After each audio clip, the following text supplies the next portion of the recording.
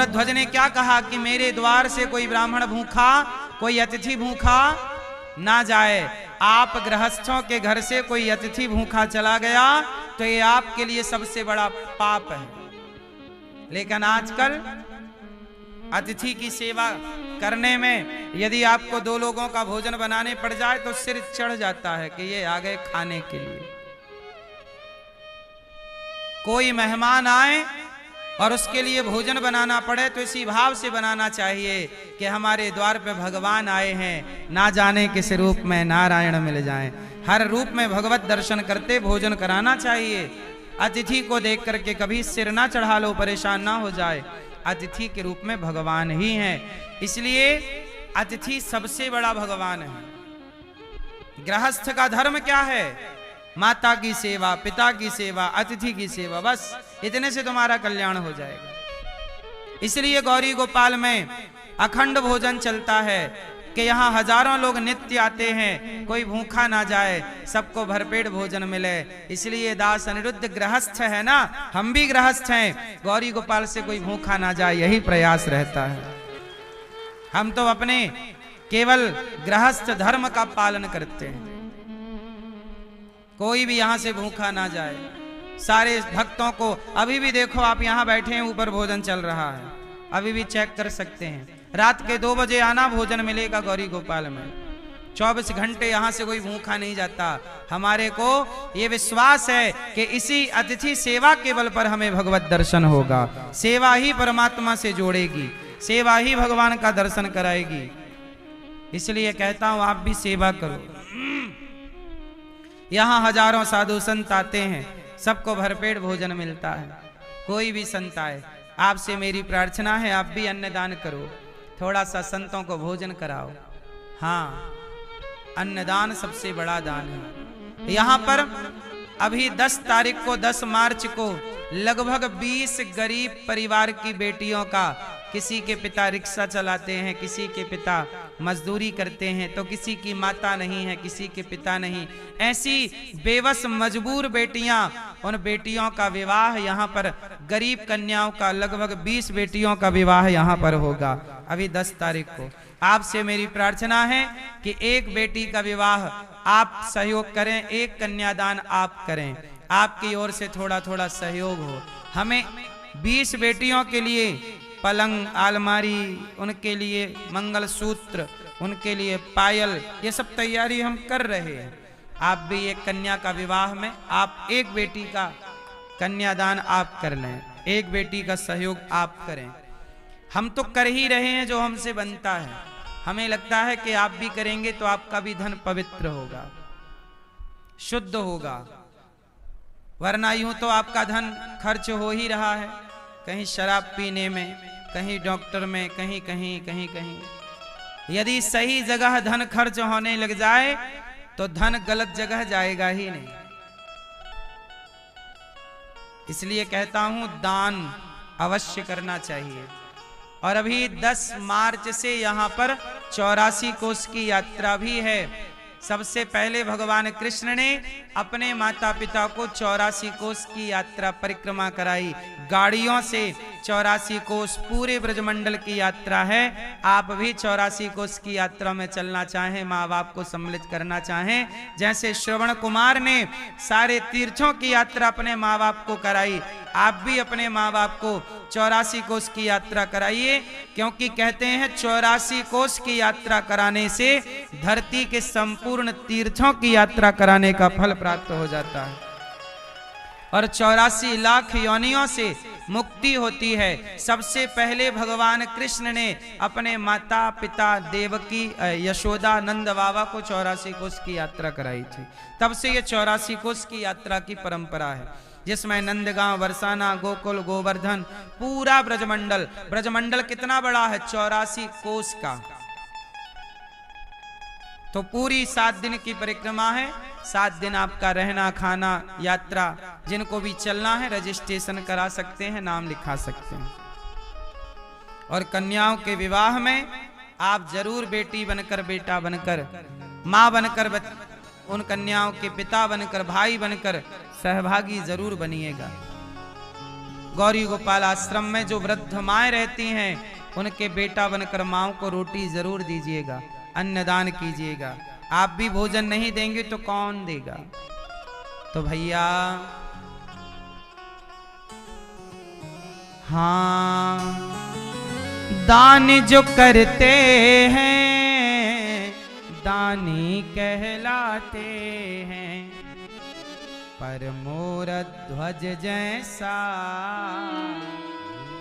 कोई दानी कहाँ होगा। वैसे दानी बहुत है, जैसे राजा शिवी, दानियों में एक नाम किसका आता है? शिवी। राजा शिवी, राजा हरिश्चंद्र, और एक संत का नाम आता है दानियों में। क्या नाम है? दधीची। किनका नाम? किनका नाम? दधीची ऋषि ने क्या दान किया था? क्या दान किया था? अपनी हड्डियां दान की थी।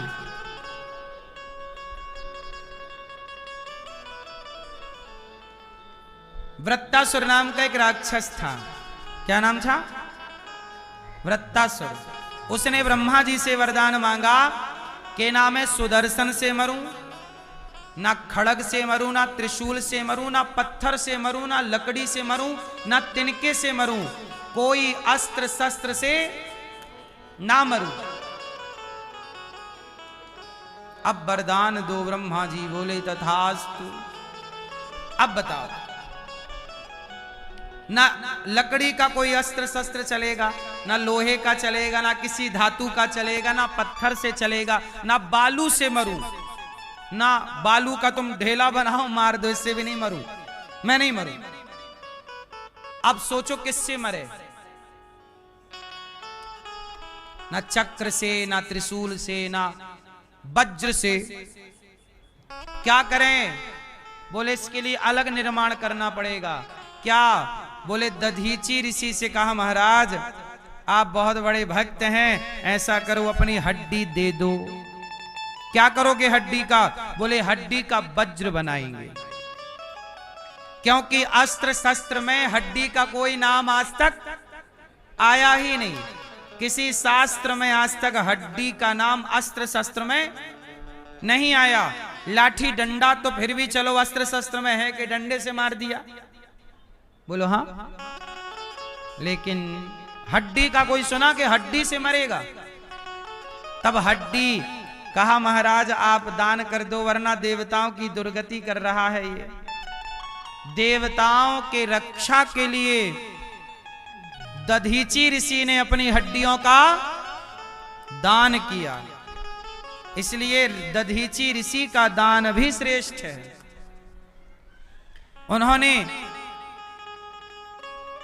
अपने शरीर में नमक लगवाया, खाद्य पदार्थ लगवाए और गाय से शरीर को चटवाया। गाय चाट चाट के पूरी चमड़ी को निकाल देती है, हड्डी बचती है। उस हड्डी से विश्वकर्मा जी वज्र बनाते हैं। जो इंद्र के हाथों में वज्र है, आपने कभी देखा होगा वो वज्र की बनावट कैसी है? जैसे हमारे शरीर में यहाँ छाती की बनावट होती है, बोलो हाँ। वो वज्र किसका बना है? दधीची ऋषि के हड्डियों का। समाज की रक्षा के लिए हमारे ऋषियों ने अपने जीवन का बलिदान देकर राष्ट्र की सेवा की है। ऐसे दधीची ऋषि को हम प्रणाम करते हैं। पर मोरा ध्वज जैसा कोई दान कहाँ होगा।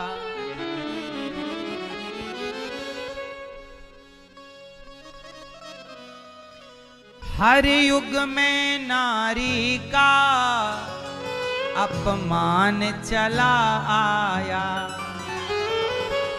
हर युग में नारी का अपमान चला आया।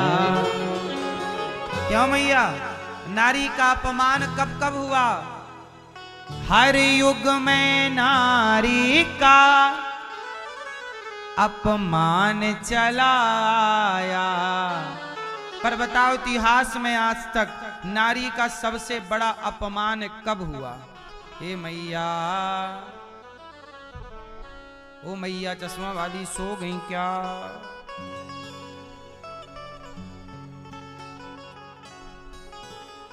बरसों से चला आया अपमान ये नारी का, पर सबसे बड़ा अपमान पर चीर हरण जैसा,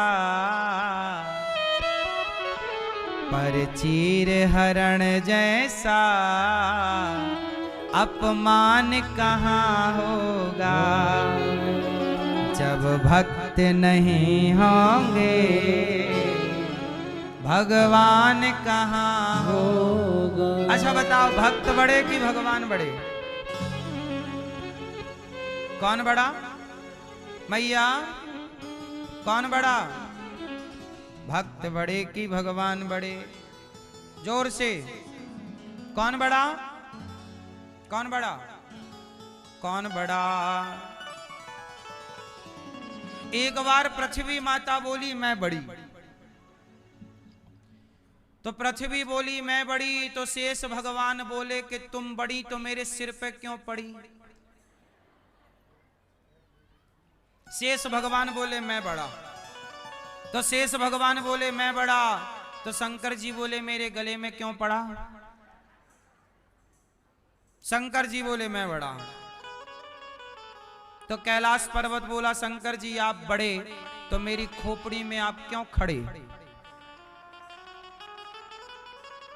कैलाश बोला मैं बड़ा, कैलाश बोला मैं बड़ा, तो रावण बोला तू बड़ा तो मेरे हाथों में कैसे पड़ा? कैलाश को रावण ने उठा लिया। रावण बोला मैं बड़ा, रावण बोला मैं बड़ा, तो बाली बोला मेरी कांख में कैसे पड़ा? तू बड़ा तो मेरी कांख में कैसे पड़ा? बाली बोला मैं बड़ा, बाली बोला कि मैं बड़ा, तो राम जी बोले कि तू बड़ा तो मेरे बाणों से क्यों मरा? तू बड़ा तो मेरे बाणों से क्यों मरा? राम जी बोले मैं बड़ा, तब हनुमान जी बोले प्रभु आप बड़े, यदि आप बड़े तो आप भक्तों के पीछे क्यों पड़े?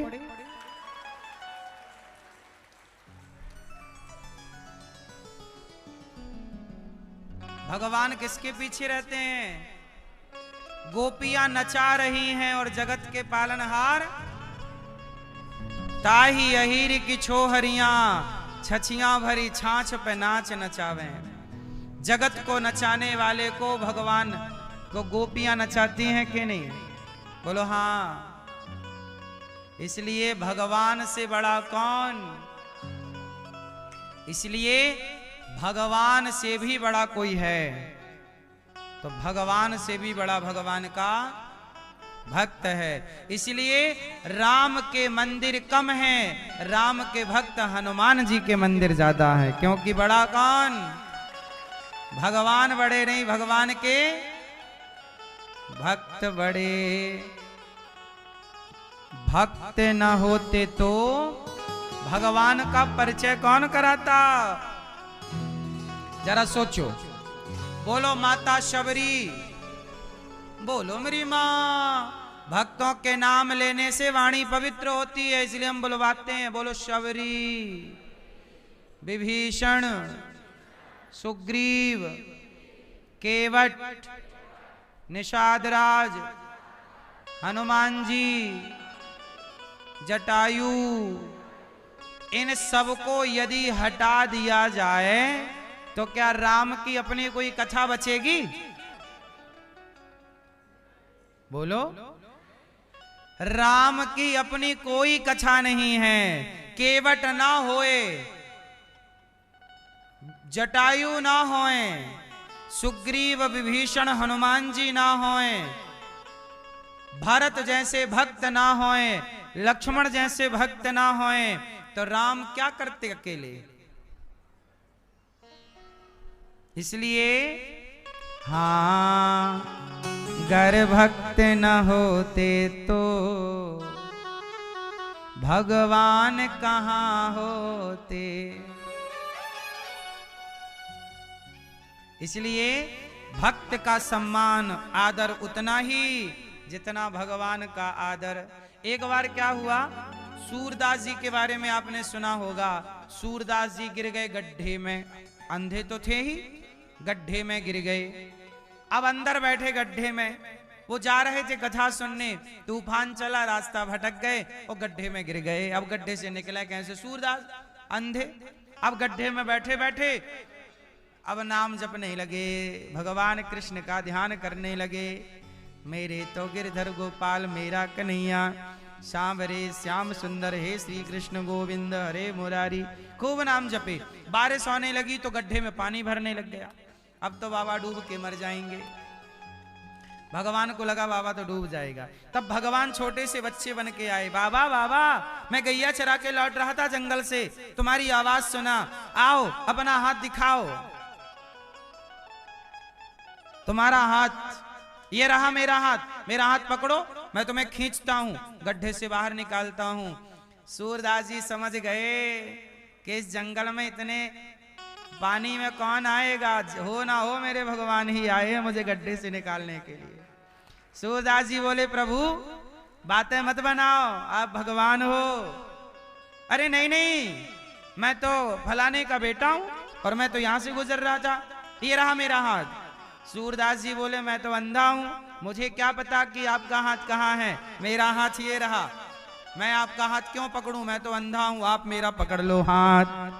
पकड़ लो हाथ बनवारी, नहीं तो डूब जाएंगे, हमारा कुछ न बिगड़ेगा, तुम्हारी लाज जाएगी। पकड़ लो। अब हाथ आगे किया, भगवान ने हाथ पकड़ा, निकाला। अब सूरदास जी ने भगवान को पकड़ लिया, अब छोड़े ना। भगवान बोले, बाबा छोड़ो। बाबा कन्हैया, हम नहीं छोड़ेंगे, आप भगवान हो, दर्शन दो। छोड़ा लिया भगवान, तो हाथ छोड़ा लिए, बाबा छोड़ दिया। छोड़ा के जाने लगे, तब सूरदास जी ने कहा, हाथ छुड़ाए जात है निर्बल जान के मोह, हृदय से जो जाओगे मर्द कहूंगो तो ही। सूरदास जी बोले, कन्हैया मैं दुर्बल हूं, तुम हाथ छुड़ा के जा रहे हो, मेरे दिल से निकल कर दिखाओ तो जाने कि तुम मर्द हो। भगवान को चुनौती दे दी कि यहां से निकल के दिखाओ, यहां से भीतर से निकल के दिखाओ, हृदय से निकल कर दिखाओ तो जाने। अब जरा देखो मैया, जरा सोचिए कि भक्त भगवान को कह देते हैं, कैसे कितने भक्त हुए जो भगवान से कह देते हैं कि नहीं नहीं हमें तुम्हारा दर्शन नहीं चाहिए, जाओ। भगवान आते हैं दर्शन देने, बोले नहीं दर्शन नहीं चाहिए, जाओ। तो काहे हमारे लिए तड़प रहे हो, क्यों हमारी भक्ति कर रहे हो जो हमारा दर्शन नहीं चाहिए। नहीं प्रभु, आपका दर्शन नहीं चाहिए, आपकी तड़प में जो आनंद है, आपको पा लेने में इतना आनंद नहीं है जितना आनंद आपकी याद में तड़पने का है। इसलिए हमें तड़पने दो आपकी याद में। इसलिए गोपियों ने तड़पने को चुना, 100 साल कृष्ण की याद में तड़पती रहीं, क्योंकि इस तड़प में जो आनंद है वो मिलन में आनंद नहीं है। इसलिए भक्त, अब ये परम ऊंची बातें हैं, ऊंचे लेवल की, आप पता नहीं इसको कितना समझेंगे नहीं समझेंगे। तड़प का जो सुख है, आनंद है, वो मिलने का नहीं है। अच्छा, मिल लेने के बाद क्या है, मिल लेने के बाद तड़प खत्म। आपने देखा होगा ना, किसी माँ का बेटा कहीं जरा सी देर के लिए आंखों से ओझल हो जाए तो माँ तड़प जाती है, कहाँ गया मेरा बेटा, भैया मेरा बेटा कहाँ गया, यही तो था, ऐसा कपड़ा पहना, कहाँ कहाँ, तड़प जाती है।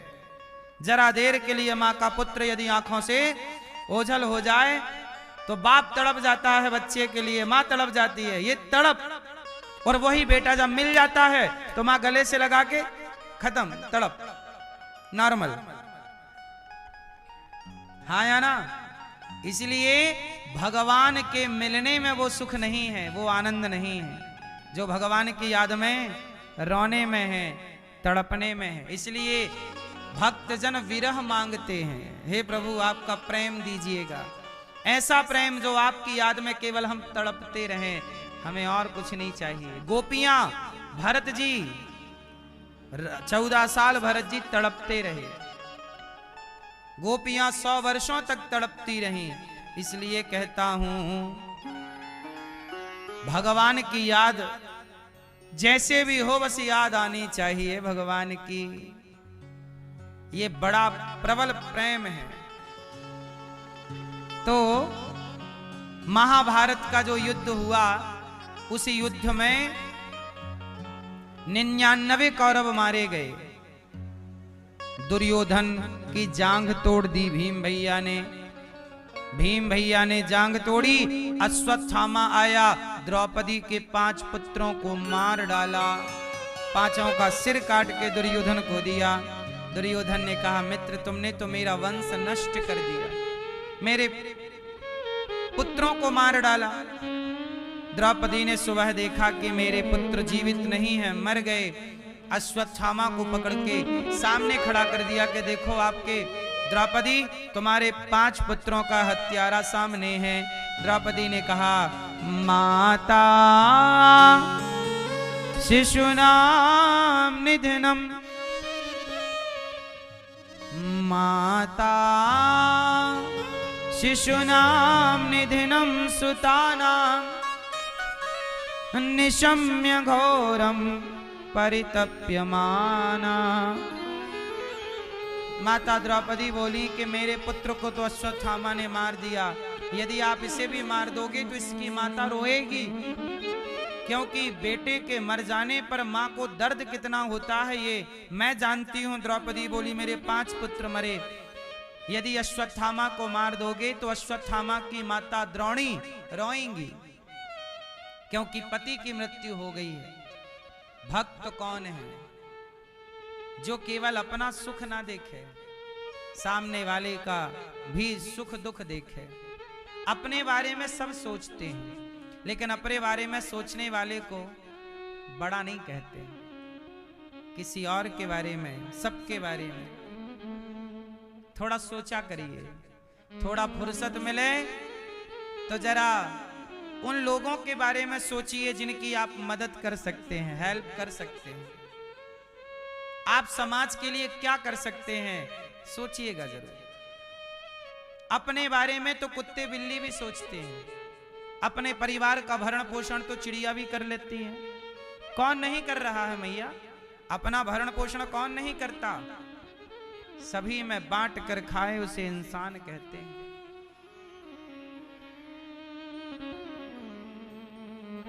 हाँ, ये जीवन छोड़ करके जाना है, इसलिए दौलत कौन सी कमाओ।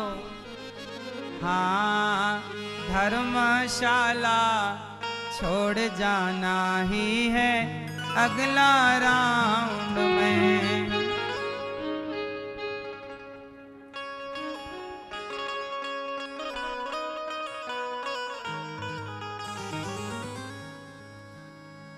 चाहे जितना कमा ले बंदे डॉलर पाउंड में। आप लोग किस में कमाते हो? या तो आप डॉलर कमाते हो, पाउंड कमाते हो, या पैसा कमाते हो। अमेरिका के पैसे को डॉलर कहते हैं, लंदन के पैसे को पाउंड कहते हैं, और भारत के पैसे को पैसा कहते हैं, रुपया कहते हैं। रुपया बोलो हाँ। चाइना के पैसे को कुछ और, दुबई इत्यादि में दिनार चलता है, तो वहां के पैसे को क्या बोलते हैं? दिनार। पर मेरी माँ ये बताओ, कोई पैसा कमा रहा है, कोई सोना कमा रहा है, कोई जमीन कमा रहा है, कोई इकट्ठा कर रहा। पर ये बताओ असली दौलत मेरे संग जाने वाली क्या है? क्या? भला की जय भला होगा, बुरा की जय बुरा होगा। वही लिख लिख कर क्या होगा, यहीं सबको चुकाना है। मैया जी झूठ मत बोलो, प्रभु के पास जाना है। चाहे चाहे जितना कमा लो भैया डॉलर पाउंड में। धन कौन सा? मीरा गाती है। कौन सा धन? वस्तु अमोलक दी मेरे सतगुरु, करी कृपा अपनायो पायो जी मैंने राम रतन धन। बस यही धन राम नाम का साथी बनेगा हमारा। चाहे जितना कमा लो भैया डॉलर पाउंड में, चाहे जितना कमा लो भैया डॉलर पाउंड में, चाहे जितना कमा लो मैया डॉलर पाउंड में, चाहे जितना कमा लो मैया डॉलर पाउंड में। धर्मशाला, ये शरीर क्या है? ये शरीर क्या है? ये शरीर धर्मशाला है। एक दिन ये शरीर धर्मशाला का यही धर्मशाला छूट जाएगी और आप फुर्र से उड़ जाओगे। हाँ, धर्मशाला छूट जाएगी ये अगले राउंड में। अगले राउंड मतलब ये 2026 चल रहा है। इस राउंड में ना सही अगले